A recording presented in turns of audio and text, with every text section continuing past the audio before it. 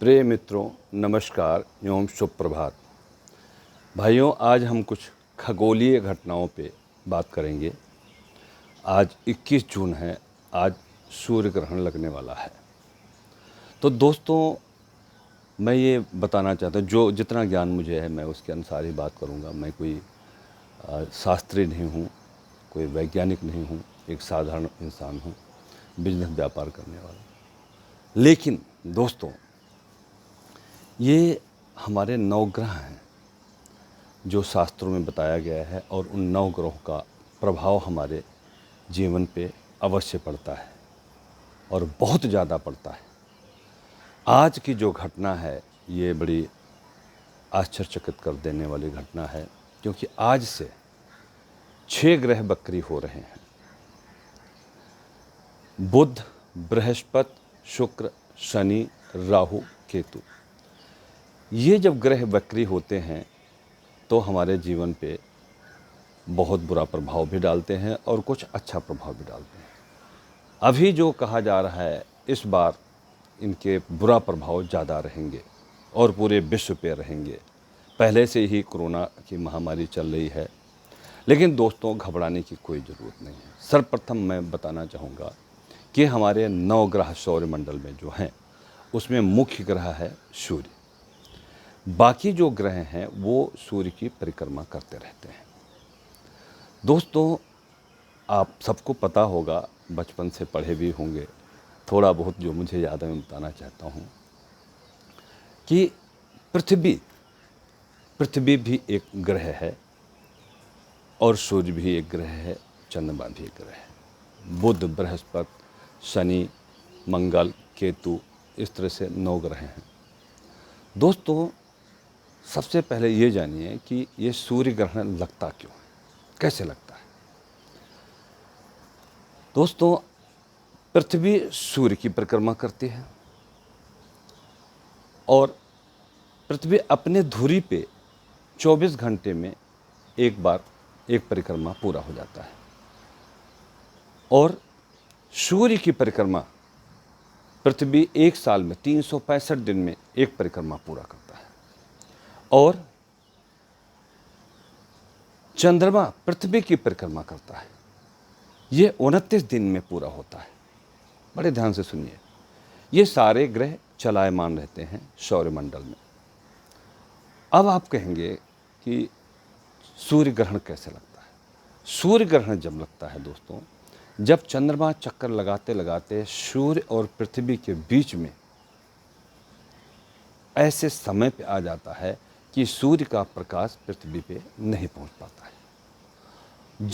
जितना अंश, और जब पूरी तरह से सूर्य के सामने आ जाता है तब वो पूरे सूर्य ग्रहण लगता है, और कम आता है तो वो खड़ ग्रहण लगता है, आंशिक सूर्य ग्रहण लगता है। इस तरह से होता है, क्योंकि सूर्य का प्रकाश पृथ्वी पे नहीं आ पाता है। अब दोस्तों ये देखिए कि जो चंद्रमा है, चंद्रमा कैसे प्रकाशित होते हैं, सबसे पहले ये भी जान लीजिए। चंद्रमा सूर्य के प्रकाश से प्रकाशित होता है। सूर्य का प्रकाश चंद्रमा पे पड़ता है, और चंद्रमा पे जो वस्तुएं हैं, जो चीज़ हैं, उससे ये किरणें परावर्तित होकर के हमें उजाला देती हैं। चंद्रमा जो है, दूसरा हिस्सा हमें नहीं दिखाई देता है। एक हिस्सा चंद्रमा का हमें दिखाई देता है और दूसरा हिस्सा नहीं दिखाई देता है। ऐसा भी मान सकते हैं कि दूसरा हिस्सा ब्लैक हो। और सूर्य का ये चंद्रमा 15 दिन में 15 कलाएं कैसे होती हैं, ये चलते चलते जब सूर्य पृथ्वी का चक्कर काट रहा होता है तो सूर्य की किरणें जैसे पड़ती रहती हैं, और ये चक्कर लगाते लगाते इसका दूसरा हिस्सा, चंद्रमा का जो दूसरा हिस्सा जो हमें नहीं दिखाई पड़ता है, वो हमारे तरफ, भाई वो भी अपनी कक्षा में घूम रहा होता है, तो वो इस तरह से 15 दिन में सने सने चमत्कार कम दिखता है, और वो कहते हैं आज पूर्ण परिवाह है, द्वितीया है, तीज है, इस तरह से 15 कलाएं होती हैं, और फिर वो प्रकाशमान की तरफ हो जाते हैं। और जिस दिन पूरा चंद्रमा के पूरे प्रकाश पड़ता है सूर्य पे, सूर्य का प्रकाश चंद्रमा पे पूरा पड़ता है, उस दिन हमें पूर्णिमा दिखाई देती है। तो इस तरह से ग्रह हैं दोस्तों। अब जैसे अब ये ग्रहों का प्रभाव कैसे पड़ता है ये आप समझ लीजिए। देखिए, सूर्य के बगैर हम जीवित नहीं रह सकते। अब सूर्य का प्रकाश अगर ढक जाता है तो उसका असर तो जरूर पड़ेगा। भाई कोई आपके सांस, जैसे आप सांस लेते हैं, आपको सांस कम आने लगी तो क्या करें, हबड़ा दबड़ी में डॉक्टर के पास जाएंगे। डॉक्टर देखो क्या हो गया, तो वो कहेगी सांस की प्रॉब्लम है, दिल नहीं धड़क रहा है, फेफड़ा काम नहीं कर, बहुत सारी चीज़ें वो बताएंगे। ऐसे ही जब हमें सूर्य की पूर्ण किरणें नहीं मिल पाती हैं तो पृथ्वी पे बहुत बुरा असर पड़ता है। ये मोटा मोटा जान लीजिए, बाकी वैज्ञानिक कारण आप लोग बहुत अच्छी तरह से जानते हैं। आप देखिए ज्वार भाटा कैसे आता है, ये चंद्रमा के प्रभाव से आता है। जब चंद्रमा निर्दिक होता है तो ज्वार बहुत तेज़ी से जो है लहरें होती हैं, ऊंची ऊंची लहरें उठती हैं, और जब वो दूर होता जाता है तो लहरें घटती चली जाती हैं। तो दोस्तों, पृथ्वी का चक्कर चंद्रमा 29 दिनों में लगाता है। पृथ्वी सूर्य का 365 दिन चक्कर लगाती है, और पृथ्वी अपने ही धुरी पे 324 घंटे में एक चक्कर लगा लेती है। तो दोस्तों, वैसे देखा जाए बेसिक जो बताया गया है, जैसे आप एक गेंद ले लीजिए, उसमें धागा बांध लीजिए और एक लालटेन के सामने रख दीजिए, और ऐसे उस धागे से रोशनी का हिस्सा जो इसका पड़ता है तो वो पृथ्वी पूरा पड़ेगा। और जब वो घुमाते जाएंगे बॉल को, और इस अवस्था में घुमाएं जैसे 24 घंटे में पृथ्वी घूमती है, तो ऐसे सूर्य के रोशनी जो है, जैसे लालटेन है, ऐसे सूर्य की रोशनी हमारे उस गेंद पे पड़ेगी। पृथ्वी गेंद के रूप में है, मतलब गोल है। तो वैसे ही प्रकाश होते होते जब वो घूमते घूमते दूसरा हिस्सा आ जाता है तो रात हो जाती है, और फिर दूसरा हिस्सा जो उसका दूसरा वाला भाग जो गोल गेंद का है वो सामने आने लगता है तो सूर्य उदय और फिर दिन हो जाता है। इस तरह से बेसिक समझ लीजिए दोस्तों। अब मैं आपको ये बताना चाहता हूँ कि इसका प्रभाव कैसे पड़ता है। वैसे तो हमारे शास्त्रों के अनुसार बताया गया है कि इसका बहुत बड़ा दुष्प्रभाव पड़ता है, और ऐसे समय पर गर्भवती स्त्रियां बहुत सावधान रहें, उनको बाहर नहीं निकलना चाहिए, और सूर्य ग्रहण देखना नहीं चाहिए दोस्तों, मत देखिएगा। अपने आँखों की रोशनी भी खो बैठते हैं लोग, बहुत असर पड़ जाता है, क्योंकि एकदम से सूर्य की रोशनी जब आती है आपके आँखों पे तो बहुत बुरा असर पड़ता है। इसलिए सूर्य ग्रहण इस पे ना देख के टीवी पे देखिएगा, मोबाइल पे देखिएगा, सब पे देख लीजिएगा। अब मैं ये बताना चाहता हूँ कि जैसे आज सौरमंडल में, आकाश में हम प्रक्षेपास्त्र छोड़ते हैं, ये मोबाइल क्यों चलता है?